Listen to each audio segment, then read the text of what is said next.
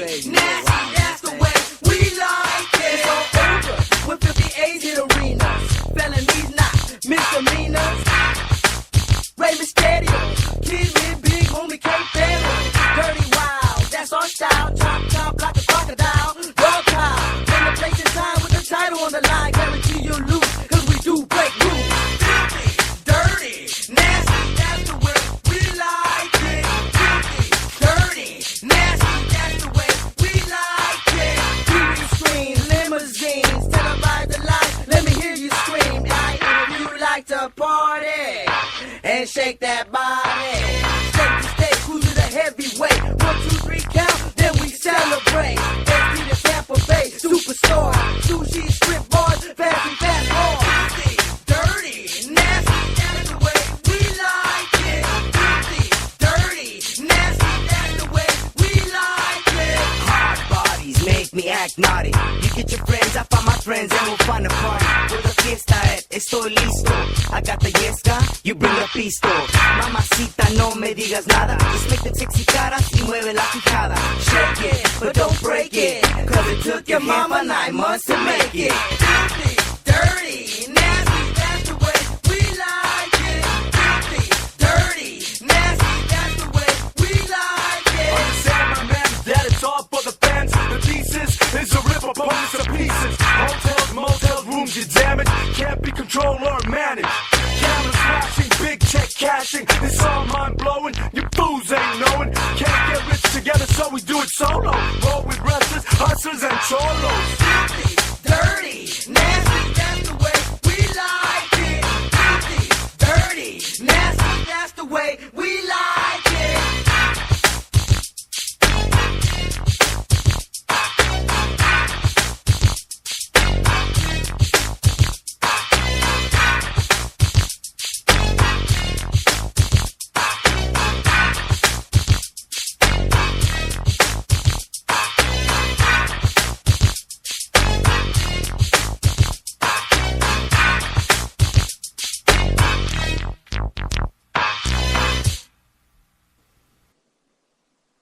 Here we are, another Wednesday on the LA and Carrington Show.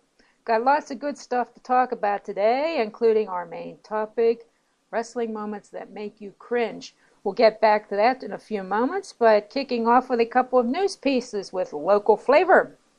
Pittsburgh Passion gave it their all this past Saturday night. They won the first playoff round over the Cincinnati Sizzle 63-0. Now they're off to the second round with Boston this coming weekend. Congratulations and good luck, ladies. I hope you take it all the way. Also, congratulations goes out to Sidney Crosby of the Pittsburgh Penguins, who is this year's winner of the Ted Lindsay Award. For those of you not familiar with this honor, it is the National Hockey League's most outstanding player in the regular season as judged by members of the NHL Players Association. And since its inception in 1971, the Ted Lindsay Award has been awarded 42 times to 24 different players. It's also a companion to the Hart Memorial Trophy, which is awarded to the league's most valuable player, and that's judged by the members of the Professional Hockey Writers Association. So we all learned something today. Once again, congratulations to Sydney. And if you're hungry for an Oreo, the famous cookie with the yummy middle has a new limited edition flavor for the summertime. It's watermelon flavor. It hit the Target stores on June the 10th, which was, last week. And now it's available almost everywhere, provided you can find them. Apparently, Watermelon Oreo has gotten so many positive online reviews, and it's quite popular right now. So if you can find them, be sure to grab some during the summer season while supplies last, and let me know if they're any good or not. I'm trying to avoid Oreos. They're kind of a weakness of mine.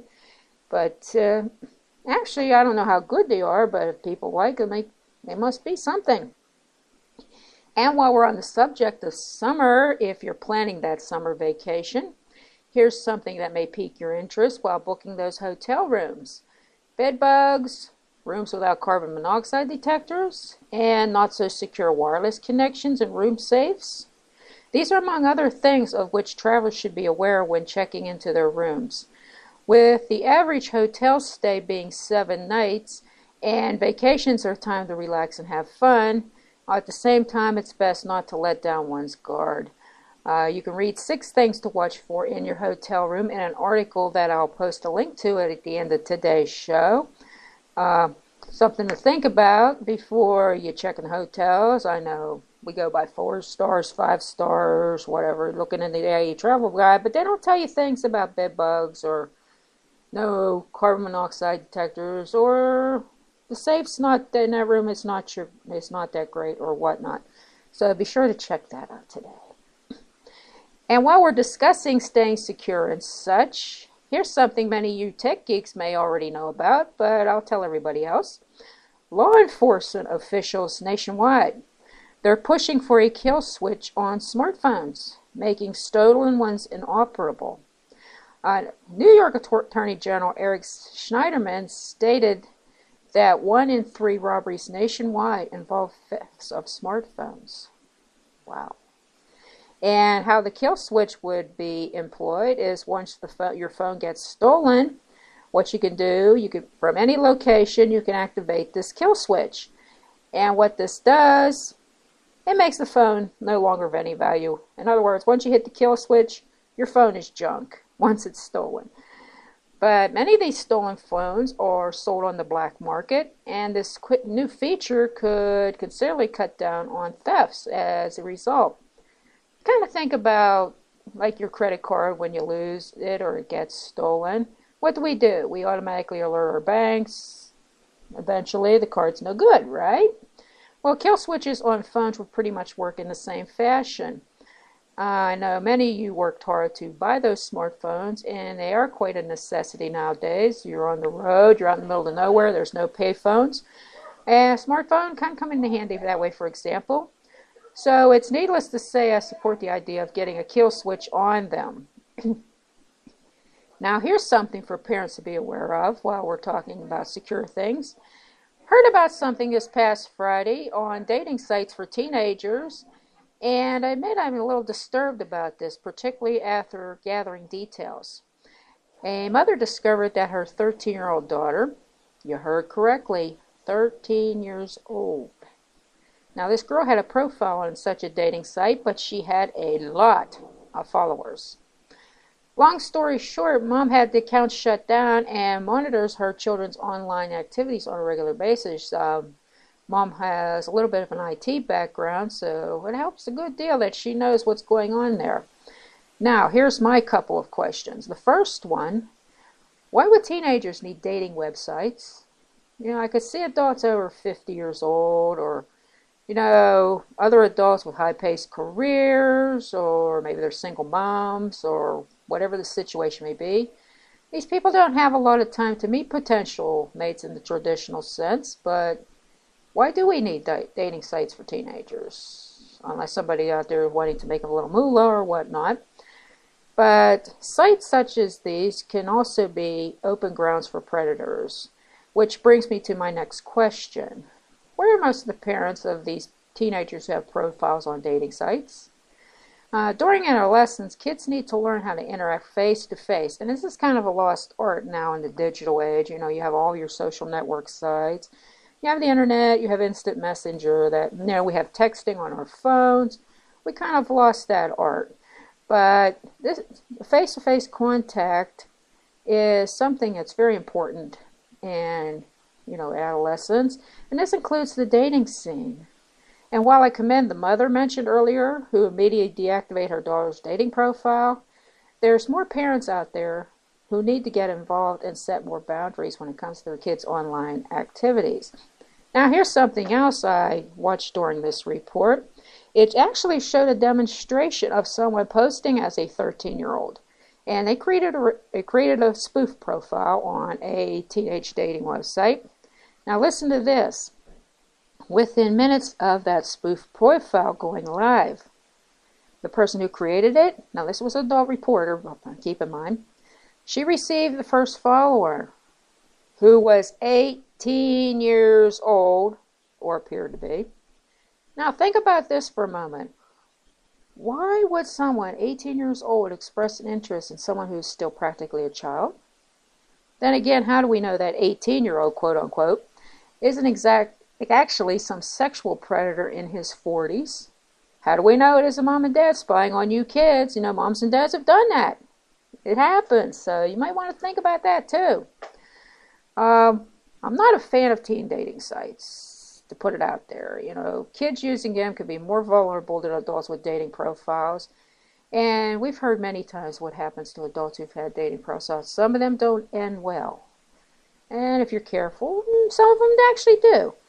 But in any event, if you have such a dating profile, you're an adult, you're a teen, whatever, just be careful with whom you communicate, and always, always, always, I can't stress this enough, meet in a public place on the first meeting, because you don't know who you're communicating with, so keep that in mind if you're going to post a dating site, or you're even talking to somebody on Facebook or Twitter or whoever.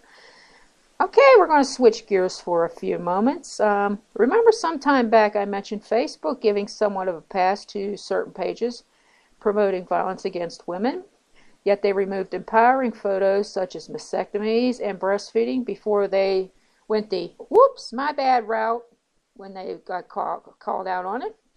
Well, seems in a sense they've had a change of heart, at least as far as some of the photos of mastectomies are concerned. After a petition that demanded that Facebook stop censoring photos of men and women who have undergone mastectomies. Now, there is a catch. Facebook will not allow such photos if they display a fully exposed breast. Apparently, people have issues with nipples. And this is particular if they're unaffected by mastectomy surgery. Facebook also applied the same policy to breastfeeding images, which previously created some outrage of their own after they were removed. And you got to give kudos to the SCAR Project for taking a stand. You know, in a case like this, speaking up in volumes always tends to make a difference. So, just give kudos to Facebook for allowing that, because it can be very empowering. You know, happens every day. With breast cancer awareness on the rise, I personally don't really see anything wrong with them. Some people do, unfortunately. But on the subject of pictures, we're going to stay on that subject for a moment. Listen to this. United Kingdom retailer Debenhams vowed not to retouch any model photos and is encouraging others to follow suit. According to a recent Daily Mail article, the high-end retail giant slapped a ban on photoshopping lingerie models, ads, and only airbrushing minor details such as stray hairs or, skin pigmentations. The reason behind such bans is Debenhams wants to help customers feel confident about their figures without bombarding them with unattainable body images. And I think this is fantastic. And research has shown females young as 12 years old have poor body image. And they often skip meals in an attempt to reach unrealistic weight goals. And they see these airbrush images and advertisements thinking it's the real thing. Oh, I want to look like that. So let's skip breakfast or whatever. But, Debenhams take a stand and said, no, we're not going to do that. We want, our models to look what they are. Maybe a little something, get rid of the stray hair or, fix a skin blotch. But other than that, you got to give these guys great credit. And this whole retouching thing, it goes back to me saying that the media's played roles, and to a degree, in the rise of eating disorders and poor body images. And, especially when they say size 8 is fat. Come on, people, you got to be kidding me. Size 8 is fat. Yeah. It's disgusting. And there's so many bulimic and anorexic and binge eating disorders. It's horrible. But getting back to this, you got to commend Debenhams in taking such great step. They're encouraging positive body images for women of all ages, and they certainly hope retailers around the world, especially us here in the United States, where the average dress size is a 14, they really hope people follow suit on this. And I do too, because I think taking a stand like that says a lot about a retailer. and contrast to Abercrombie and Fitch. But anyway, that's a whole nother story that you can listen to on a earlier show. But here we are with our main topic, from body image to body slamming. It's time for this part of the show. And here we go. A question was tossed out recently online to wrestling fans asking what moments in wrestling made them cringe. And an overwhelming amount of responses were posted. And today I'd like to share part one that still make fans cringe to this day, wrestling moments. And let's see how many you remember. We'll start off with Owen Hart's death, among the first to come to mind. And I don't think I need to explain that one much further. And The Rock beating Mankind to a pulp with a chair in the 1999 Royal Rumble during an I Quit match was a popular answer to cringe-worthy wrestling moments. Mankind versus Undertaker in a Hell in a Cell match. Eddie Guerrero's chair shot and blade job made other fans cringe. Yes, quite a few of us, contrary to popular belief, we don't enjoy viewing blood very much, to say the least. Anything involving text made yet another fan cringe. Well, I got to agree with that one. I mean, you poke yourself with maybe a safety pin or a needle or something. That hurts. So you can imagine like falling down on a mat full of tacks. That's horrible, to say the least.